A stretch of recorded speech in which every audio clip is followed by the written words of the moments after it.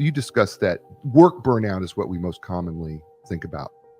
But you're very careful here to talk about there's 3 other types of burnout besides work burnout. There's parental burnout, caretaking burnout, and relationship burnout. I know that those 3 are not necessarily the crux of this book, but maybe we should just, for people who are listening, maybe we should just devote just a second or two to talk about parental burnout, caretaking burnout, and relationship burnout.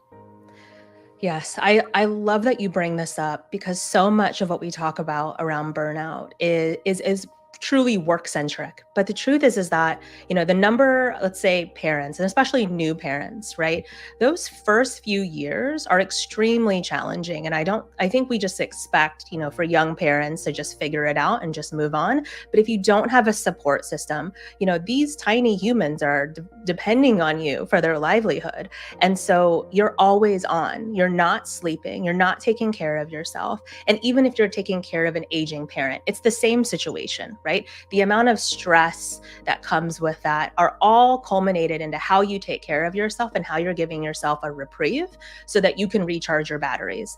But the challenge in caregiving burnout, whether that's parental, relationship, any of those 3 areas, is all of the symptoms still start to show up the same way. But I think we as caregivers want to be in service of other people, right? A lot of our value and our core identity in a lot of ways is about taking care of people. And especially for women, I hear that a lot too. And I think that becomes the ultimate challenge of how can you ensure you're not getting in a situation of burnout from these other facets that have nothing to do with work, because at the end of the day, you're also juggling all of these unpaid jobs at the same time. Right. Yeah. And this is where the relationship burnout kind of crosses over here a little bit too, doesn't it? For sure. Right. Because, well, maybe just address it a little bit more about the relationship burnout. Yeah. So, when you're in relationship with a partner, right? And especially it's all interrelated at the end of the day. And so when you're busy at work and let's say you're neglecting your partner in that process, it creates a burnout situation. If you're taking care of, an aging parent or a family member or a child, it's the same situation. They're all interrelated. And that for me was one of the greatest challenges. We don't talk about the other aspects of burnout and how they're all interwoven. And the fact that you're experiencing burnout may not have to do 100% with work. It could be 60% due to work and the rest of it doing with the other side of our lives. See, I think that's what's really important here. Sometimes the burnout's not 100% just one, right? It could be the culmination. You could have all of them, right? You could have 10% of this, 20% of that, 30% of that, and then the remaining 40% is work, but it's all contributing to the burnout. Exactly. It's the tires. It's the same as your tires analogy, right? One tire blows out and it takes the car out. Yeah, it veers you off course. Yeah. Right. Yeah.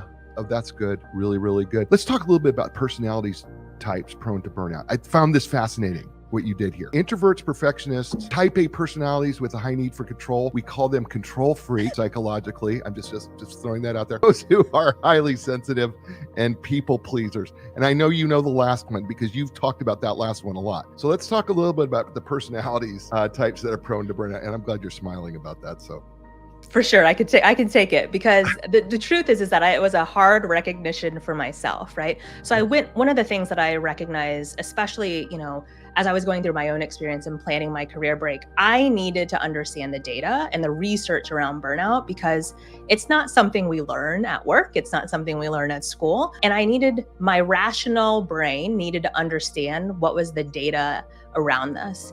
And so what I found was all of these studies that were related to the types of personalities that are most prone to burnout.